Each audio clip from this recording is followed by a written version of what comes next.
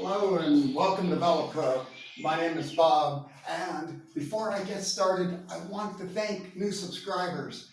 The channel is growing quickly, and I'm very grateful and humbled. I appreciate it. I want to talk about 8 ways to feel like you've upgraded your bike without spending any money. And number 1, and this is I see it on the bike trail, and you probably do too, is seat height adjustment. Now, a lot of people use quick releases to remove their seat for whatever reason, for security, I reckon. And when they put it back, maybe they don't put it back in the same place, or they're riding a bike that isn't set for them. But either way, riding your seat too low or too high stresses your knees, hips, and we've talked about that in the past. If you're rocking your pelvic bone, you're definitely too high, and if you're squished, you're definitely too low.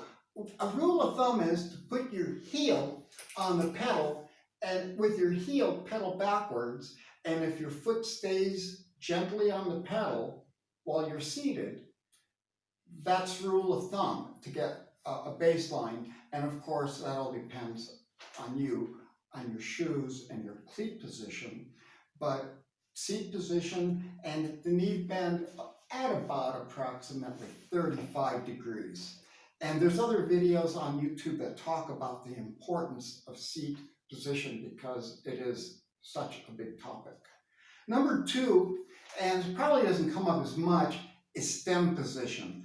A lot of gravel riders like to have their stems slammed. They'll cut their fork and everything will be road-like as possible and as low as possible. And that's great if that's what you like. And other people want to have a high-rise situation or their stem on the up position. But whatever's comfortable for you. And stem position either too short or too long for your reach is a big consideration. So when you get your bike, that's a great place to start. Number 3, and in gravel bikes, it's not as big a problem, but I do a lot of mixed riding. So I'm on pavement and gravel, so my tire inflation does matter more to me. Plus, I find my tires wear better when they're inflated correctly. Now, they are low by all standards at around 3.25 bar, but they are in real life 38 millimeters, although they're called 42, but they're actually measured in real life at 38.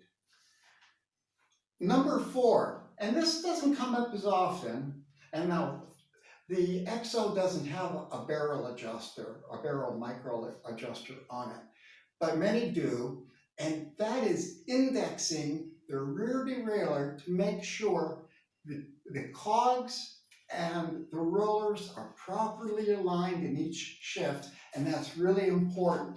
Indexing of the barrel adjuster only takes a minute because cables do stretch and they need to be looked at from time to time, and it's really easy to overlook because we don't hear it until it's really sucking energy.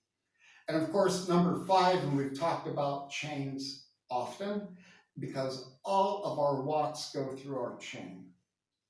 Number 6, losing things like racks and accessories that we don't need. Now, you'll notice I did pull the rack off, and I plugged these bosses with a 4mm red aluminum screws with nickel-plated Belleville's washers, which looks really nice.